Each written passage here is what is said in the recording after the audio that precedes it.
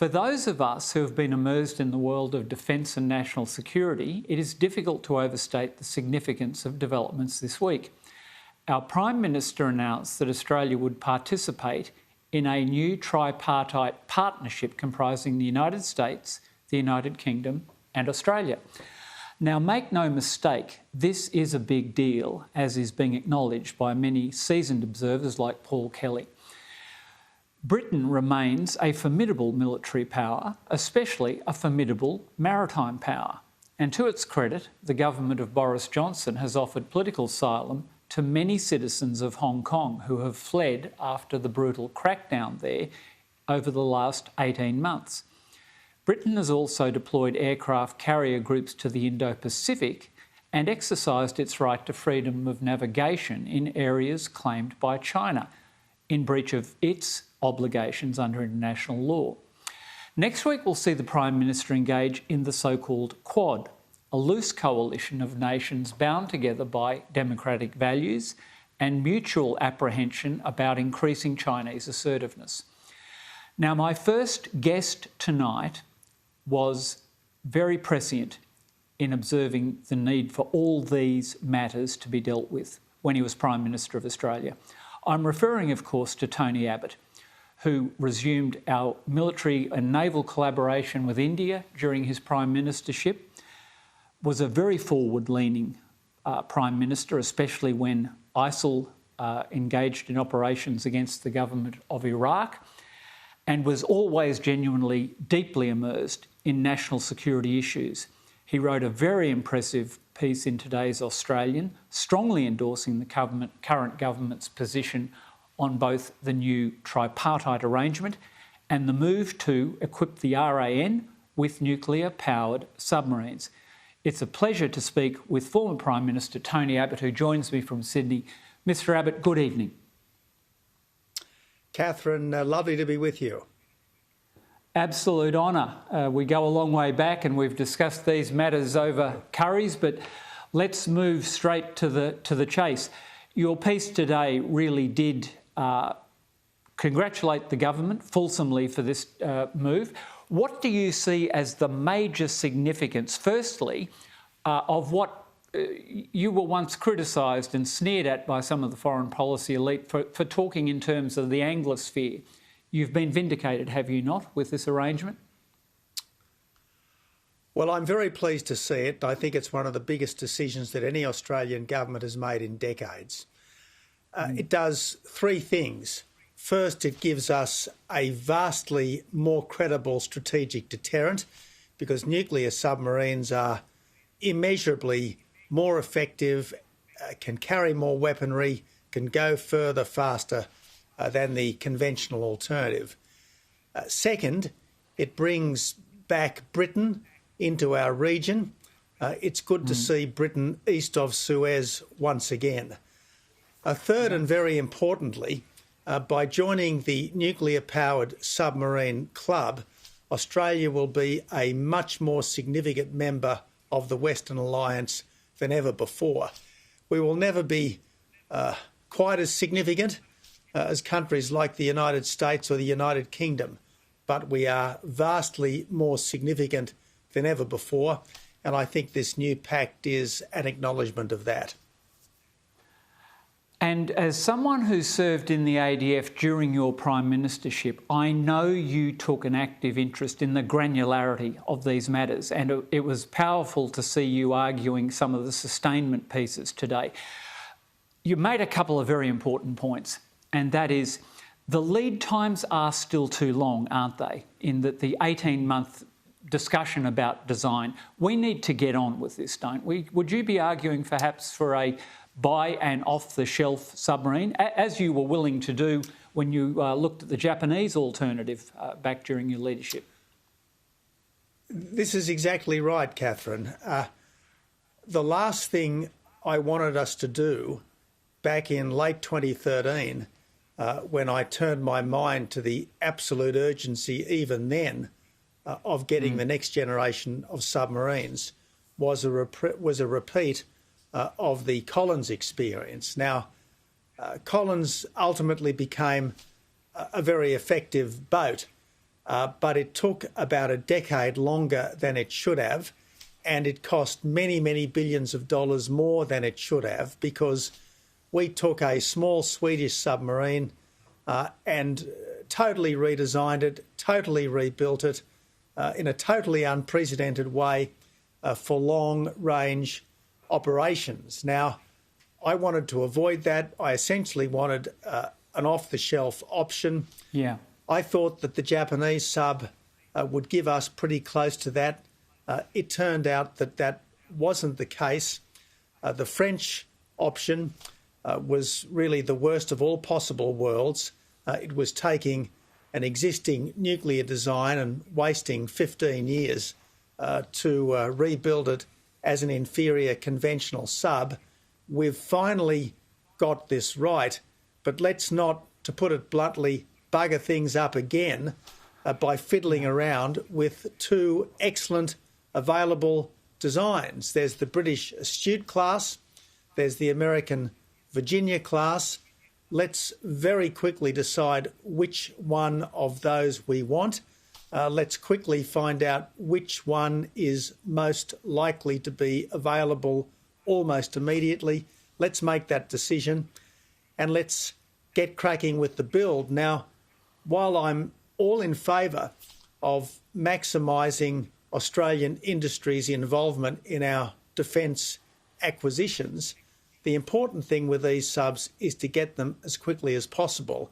And if that means building at least the first few overseas in Britain or in America, let's just get on with it. Because if we couldn't wait till the mid-2030s for the French subs, we certainly can't wait till the late 2030s for these much more capable nuclear submarines.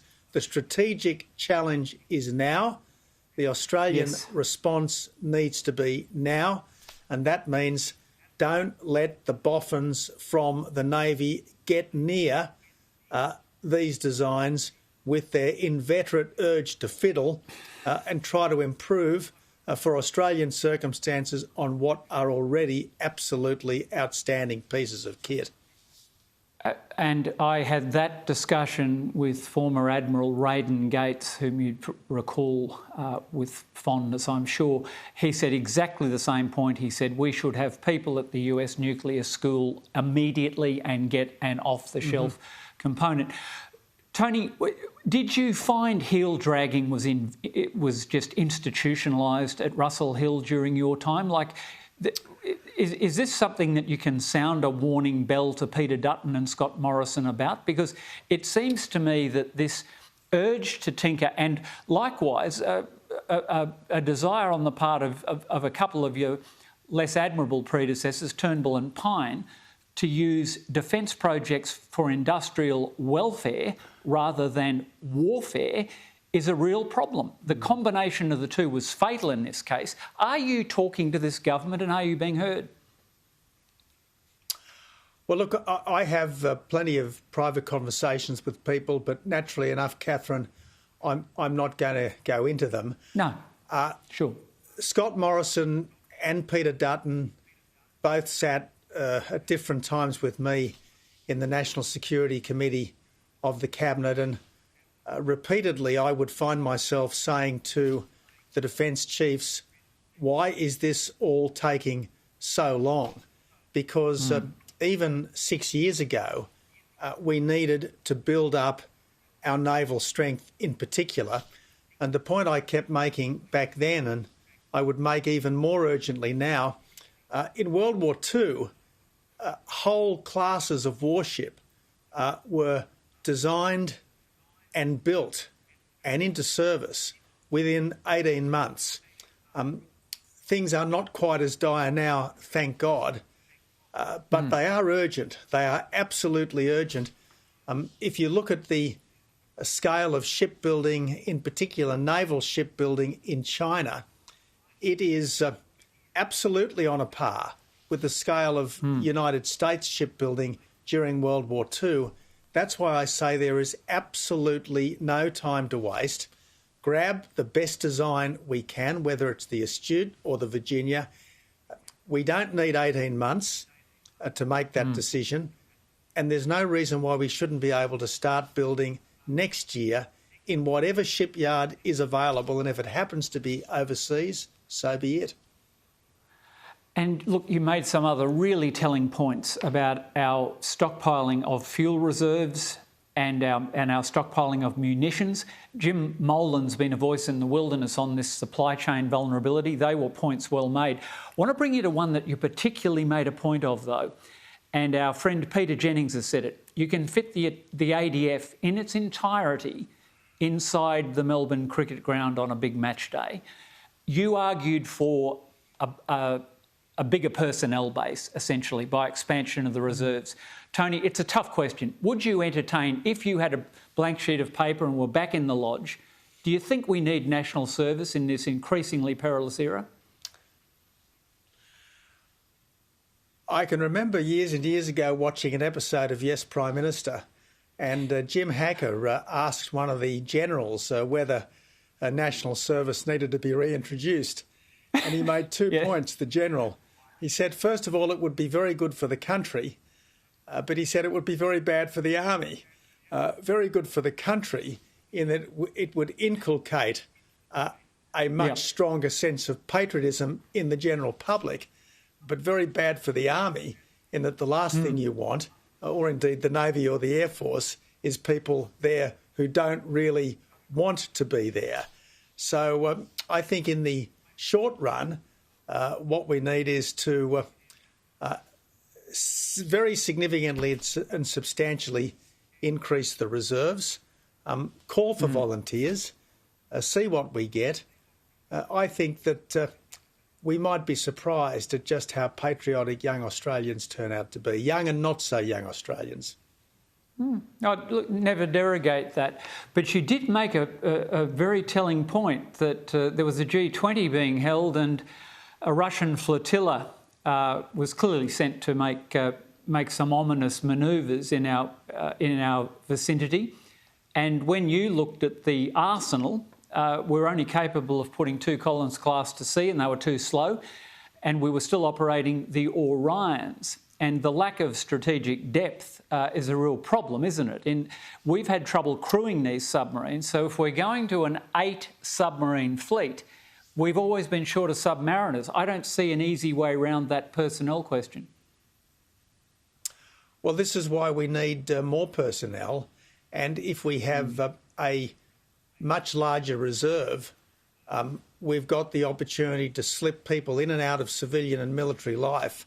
So it ought to be possible to enhance the size of the pool available to our defence forces without expecting people to devote 30 or 40 years of their lives wholly and solely to the armed forces. But look, you're absolutely right, Catherine. We have one of the world's largest maritime zones.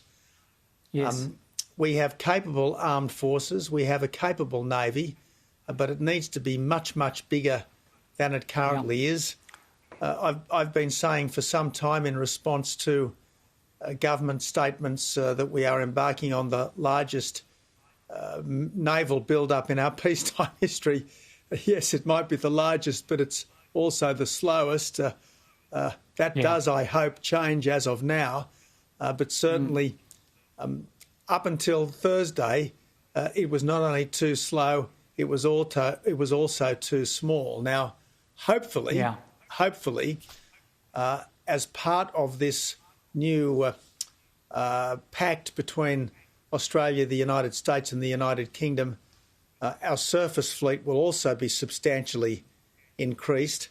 The offshore patrol vessels being built, I think I recall, in the West, are quite a capable ship, and there's no reason why we couldn't have quite a few more of them, upgrade their equipment and deploy them further afield. That all makes abundant sense. And look, I want to just quickly close this out with a couple of impressions. You've met President Xi, and in a more benign era, when it looked like there was some prospect of a strategic partnership, so-called. Has China's growing assertiveness surprised you? You've been in a room with him. And I'll ask you also to add on, as a codicil to that, Modi, you reached out to him as soon as he was elected. You've shared that charming story with me. I think you called him from a stairwell at Cranbourne Racetrack. Is he made of stern stuff? And India have always been a pretty capable military power. They clearly will be the other hinge upon which we'll rely in coming years. Love to hear your impressions of those two leaders. Look, India is the emerging democratic superpower, and as I've often said, we sure need another democratic superpower on the scene right now. India is still a long way behind China in terms of its overall economic development, but I think it is now gathering steam. And because India has democracy, the rule of law, and to some extent the English language, it's always been a much more natural partner for Australia than we thought China might be until quite recently. Look, Modi is a really impressive human being. He has a spiritual dimension, which is rare in statesmen. I think he is a transformational leader for India. Certainly, I think he's at least the most significant Prime Minister they've had since Indira Gandhi, and he's a great friend of Australia. Looking at President Xi, I certainly thought back in 2014 he was someone that we could do business with.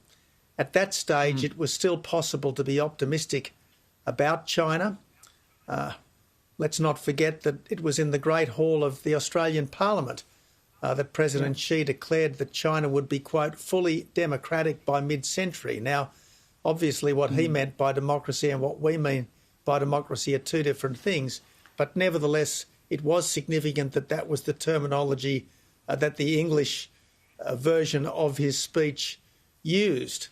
So I think it was possible to be optimistic about China then, to think that China and the West were on converging paths. Certainly since the militarisation of the South China Sea, President Xi's declaration that he was going to be, if you like, president or emperor for life, the crushing of Hong Kong, the internment of the Uyghurs, the imposition of the new social credit high-tech surveillance system on the entire Chinese population, the crackdown on business leaders, not to mention the bullying of its neighbours, whether it be the constant intimidation of the Philippines, the brutality against India on the Himalayan border, and the incessant intimidation of Taiwan. Look, this is a China which is on the march. All credit to the Chinese people and government for the economic advances of the last 3 or 4 decades. But China is not creating the world's largest and most capable navy simply as a coast guard. This is a navy which is being created for a global hegemon, and the democracies need to respond appropriately if we are to stay democratic.